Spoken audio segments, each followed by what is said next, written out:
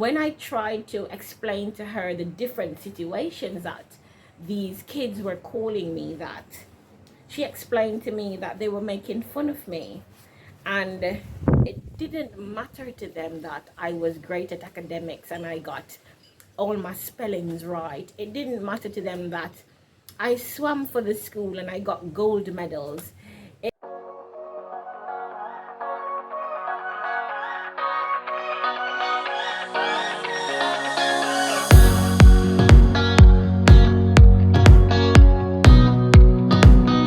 Thank you guys so much for being on another video with me. This is the British Bionic Babe, and I'm coming with the little special thing that I have been promising you guys for a very long time. Now, before we get into today's video, remember to go ahead and follow me on all socials at deana-rae L Clayton. Of course, you know, on Snapchat it's deana-rae, and on Twitter it is deana-rae. But on TikTok and Instagram it's deana-rae L Clayton. Of course, as I have said in my previous videos, when I started YouTube, all my handles were not the same, and then I couldn't get to change them, and I didn't want to do everything all over again, so I'm staying with what I have. So guys, let's get into today's video. So for some time now, I have been promising you guys new videos under my very new playlist, Dare to Be Different. And just to give you a little backstory, with the Dare to Be Different playlist, it's going to encompass a lot of things. Now, initially, I did start the YouTube video. Well, I did start the YouTube channel because I wanted to document my recovery. It was a life-changing experience for me. I mean, if you talked to me before my accident, I would say I would never be in a car accident. And even if I was in a car accident, it wouldn't be that detrimental. However, you know the saying that says, here one day, gone the next. I literally lived that because I was fine. Life was, you know, pretty okay and all of that. And my entire life changed. And so I had friends that encouraged me to start my YouTube channel, to document my journey, see where I was to where I am now, and to use it as a means of therapy. And I can tell you guys, thank you so much for helping me with my mental recovery. Because when I do these videos for you guys, I mean, yes, I am talking to myself literally, but when you watch, when you comment, when you share the videos, when you follow me on social media, when you actually reach out to me on my other social media platforms, let me know how I have inspired you, how I've inspired somebody in your family, or how very proud you are of me. It really does help the mental recovery that I'm going through. Because I can tell you, yes, I'm fabulous. I've come a long way. I thank God to the very end of it. But there's some days when I'm just not myself, when the depression sits in, when the sadness sits in, and when I start to question myself, do I really have a purpose here? What is that purpose? And at the end of the day, I say to myself, if you are not supposed to be here, you will not wake up. And as I say that, I'm going to jump right into it. So Dare to Be Different, you're going to see a lot of different content, and so far, if you have not watched it, there are some videos that I have started to upload underneath that playlist, and you need to actually, well, you don't need to, I am asking you kindly to turn your post notification bells on, because you don't want to miss anything. I'm actually going to be talking about every type of trauma that I have been through, because you would think that my accident is the worst trauma that I've been through. It is not. It is just the icing on the cake. And so I think at this point in my recovery, where now I'm learning to walk again, I have, you know, a few surgeries left, a few like 4 surgeries left. I think now my channel needs to speak to a wider community, because then a lot of people would think that the physical part of my recovery is the hardest part. It is not. The mental part of my recovery is the hardest part. And in mentally recovering from my accident, there's other unresolved trauma that I really didn't deal with. And this is the reason why I am deciding to go and use my platform to reach out to people like you. People like you that have gone through tremendous trauma, different type of trauma, and maybe you thought that you've dealt with it, but you really have not. So in today's video, I'm going to start with the trauma of friendship. And you may think it's not, you might think it's really not a traumatic event, but it is a traumatic event. And even though when we are, you know, trying to make friends with people at different stages of our lives, and we believe that we're doing the right thing, later on in life, like for me, later on is my now later on, when I'm an adult and I look back at all these things, it's a traumatic experience. It's like every trauma that we go through as an individual, it actually leaves a little bit of PTSD, and we really are not aware of it. So let's talk about that. Now, I have a lot of friends. You have a lot of friends. But are they really friends? What we need to first do is categorize the people that are in our life. Are they friends? Are they associates? Are they business associates? Are they just a link? Because we use the word friend so loosely. And in using that word friend, it's like we have automatic expectations of people, when at the end of the day, they are not aware of our expectations. That's the first thing. The second thing is we don't communicate effectively. I think that's just a human problem, where our communication skills just always need to be evolving and always need to be working. But are the people in your life that you call friends, are they really friends? And I'm backtracking to as much as my brain can remember.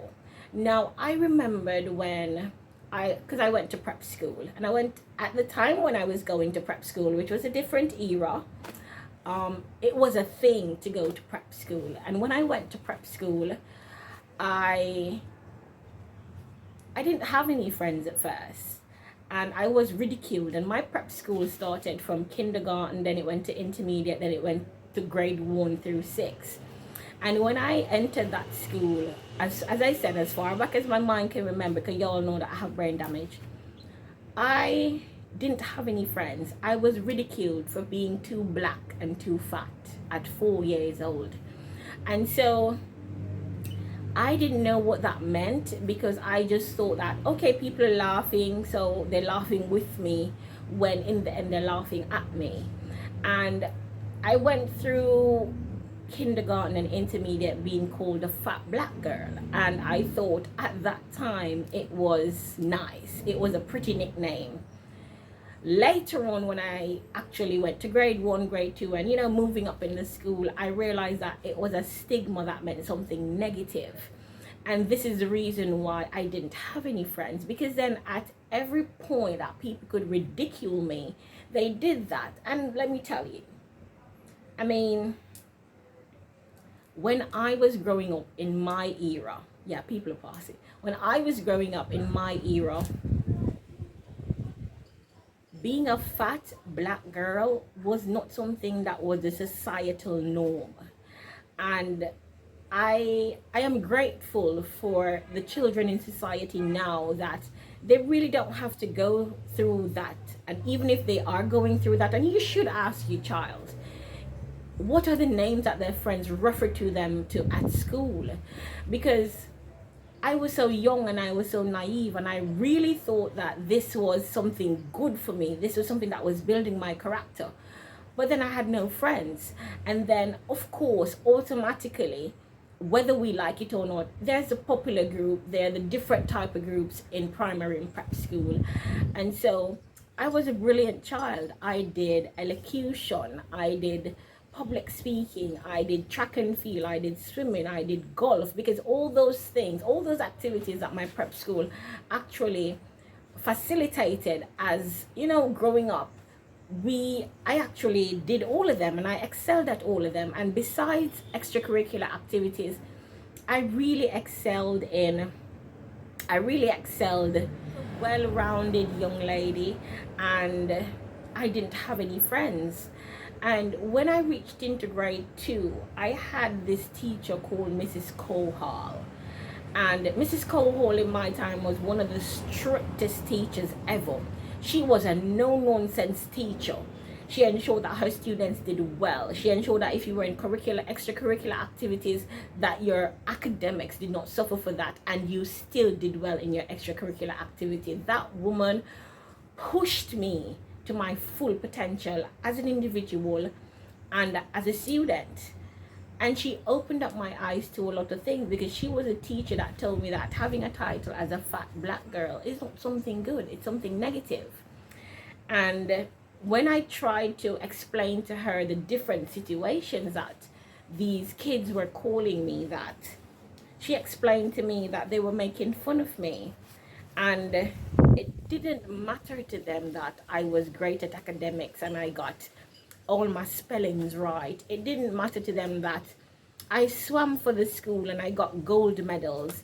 It didn't matter to them that at the time my parents drove nice vehicles just the same. The fact of the matter is I was black and I was fat, and at that time being high colored in a preparatory school was the it.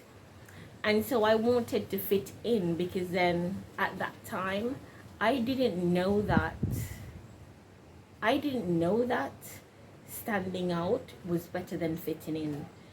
And what I did as a child in grade 2, in grade 3, up to grade 6, is I bought friends. And this is how I bought friends. And this is now me. This is adult me now looking back at those situations and realizing that I was buying friends.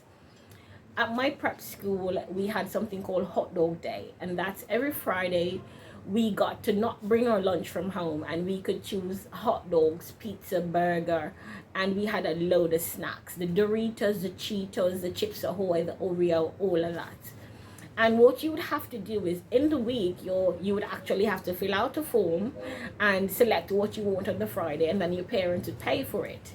What I did was that I saved my lunch money, and for the persons that I consider that was the in crowd, and I can tell you, the in crowd was the in crowd at the time. The girls that were a part of the in crowd were really rich or really high in middle class. They were very slim and slender, and they all did the same activities that I did as well, and they were all great at academics, but physically they looked different from me. And in those popular girl groups were the popular guys, so the popular guys spoke to the popular girls and they all hung out. And when there were birthdays and birthday parties, they all got invited, and people that were considered not fat and black like myself were invited to those parties. So if you weren't invited to the birthday party and then you come the Monday morning, everybody's talking about it, you feel left out because you were not invited. And again, you are publicly seen as an outcast, and additional people don't talk to you or don't want to be friends with you. And I didn't want that for myself. I mean, I'm growing up. I now understand what it means. I now understand that people are not laughing with me, but they're laughing at me. And so that bothered me. And I didn't tell my parents, because I thought at the time it was something I could handle. I mean, I'm the one going to school, so it's something that I could handle.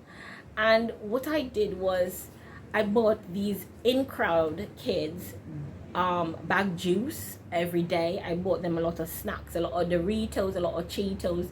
When it came to Hot Dog Day, I ordered more than I needed to order so that I could give it to them in addition to what they already ordered.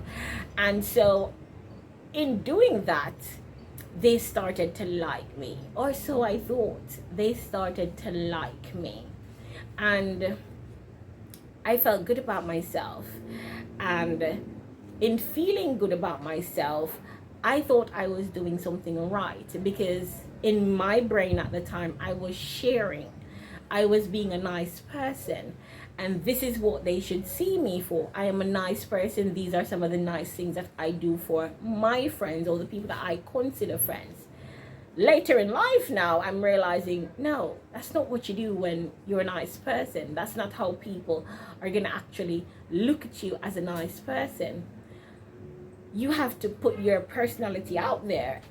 They're going to see you for who you are. These are the things that puzzle me now. The time is different and the change is different. But a lot of times, or kids are very nice to the other kids in their school, and there's not so nice kids. They're kids that will take their snacks from them. They're kids that they will share their snacks with because they think it's the right thing to do. But sit down with your kids and ask them, when you ask them, how was your day at school? Don't just allow them to give you ambiguous answers. Let them break it down to you. Who did they talk to? How did the person talk to them? How did they feel when the person talked to them? Or if somebody did something to them, or they did something with somebody, how did that make them feel? Because I can tell you that being called fat and black for 8 years of prep school later on in life contributed to my lack of self-esteem that I had for myself. And so I felt like I need to, at every stage in life, overcompensate just in case somebody thinks that I'm still a fat black girl, instead of looking at me for the person that I am. Yes, I am fat. Yes, I am black. But is that the only thing to me? And so we don't realize these things until later on in life, when that later on could be at a point where it can be fixed or it cannot be fixed. Because I mean, I don't know if it's everybody, but Jamaican people believe that you go to therapy, you must be crazy. I mean, some of us are crazy, but some of us just really need that additional push to point us into the right direction of finding ourselves. Because even now, do you really know who you are? Do you really know the things that make up who you are as a person? A lot of times we go on interviews and interviewers ask us, tell us a little bit about yourself. We talk about how much siblings we have and where we're from and what we do and what we like. But those are hobbies. Those are facts.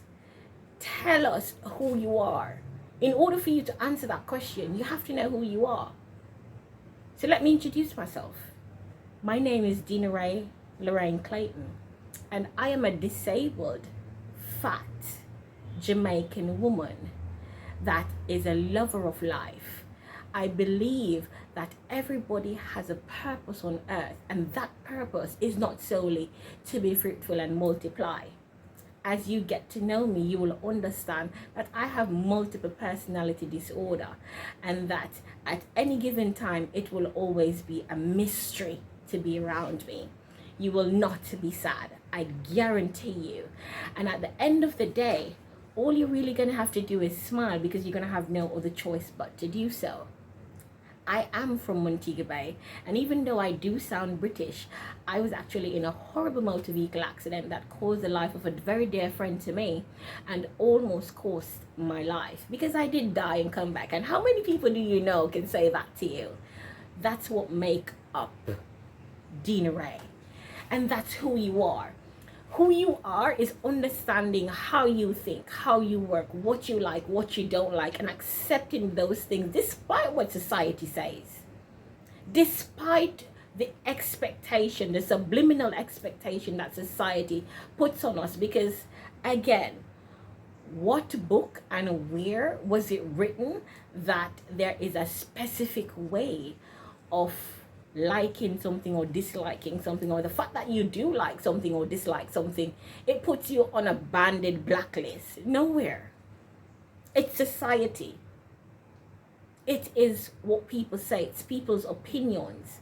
And every day we see all these memes and we talk about people's opinions don't matter to us. We're lying to ourselves. It matters. Because we say it so often enough, we're trying to convince ourselves that people's opinions don't matter to us when they do. Now, I was one of those persons that thought that people's opinions don't matter. But when my accident happened, it mattered. And when my accident happened, all these different traumas that I have been through in my entire life started to surface, because I didn't deal with them at the time I should. I keep burying and burying and burying and burying. And so that's the first trauma that I'm gonna start this series with, because that's where it all began for me. Being ridiculed in prep school. And in prep school, I was at prep school between the ages of 4 to 10 years old. And I was ridiculed for being the fat black girl no matter what I did. And what I thought was the solution of being nice was actually buying friends. And to be honest with you, all those friends that I bought are no longer my friends in adult life. So why was I really doing it? What I implore you guys to do that are watching, the ones that have kids, nephews, nieces, goddaughters, godsons, when you ask the kids how was their day at school, let them explain to you to the T. Help them and groom them to understand what they're feeling from a particular situation. Because I can tell you, when we fester up those feelings that we don't understand as a child, we bring them over unconsciously into our adult life, into our teenage life. And then you sit and wonder as a parent, where did I go wrong? You didn't do anything wrong. The fact of the matter is, we as children were processing something that we did not understand, and we didn't know how to explain it, and the right questions were not being asked. So have a proper conversation with your child. Because probably if I had told my parents that I was being called fat and black, they would have, educated me why that is negative and how I can spin that in a positive way before I reach to grade 2. But I am not going to ramble too much. And this is going to just be a tip of what is to come. Apart from the traumas and how I went through them and how I worked through them and how they affect me now later in life, I am also going to be talking to a lot of people that were affected by my accident. Persons that their first reaction was that they were crying because the first thing they heard was that I died. And we're also going to talk to my mom and dad to see how they felt about my accident, how they feel now about my recovery, and how it has been for them for the last 3 years, having to take care of their grown-ass daughter. I'm also going to be talking to a few physicians and a few doctors regarding what I have been going through regarding the foreign accent syndrome, because I've talked to a lot of persons that have foreign accent syndrome or have experienced foreign accent syndrome, and it has not lasted this long, and mine is going on 3 years. Now, a lot of people have said to me, sometimes I hear the Jamaican come in, sometimes I hear the Patois come in, but if you come to me literally and say, speak Patois, I cannot do it. Like, I have to be thinking in my head, what are you talking about? I can spell it, can't speak it. And so you have a lot to look forward to under this playlist. But because we're doing some videos under this playlist, it does not mean I'm going to stop vlogging. It does not mean that I'm going to stop bringing you through my recovery. Because to be honest with you guys, I do have knee surgery that's coming up. I still have to go to the eye doctor to see him and the plastic surgeon to see if we can get this eye sorted out. And I have a full hip replacement surgery. So we still have some roads to go on this journey. And of course, your girl is learning to walk without any assistance, and I will bring you through the things that I have to do in order to help me to walk normal, like I haven't been in an accident. Also, I have to start physio, so I'm excited about that. I get to swim again, but I also have to lose 50 pounds, and I will definitely be bringing you guys along that weight loss journey as best as I can. So remember, guys, to follow me on all socials. Remember to turn on your post notification bells, because it is imperative that you know every time I drop these good videos. Thank you so much for being on another video with me. I am, of course, the one, the only British Bionic Babe. Mwah.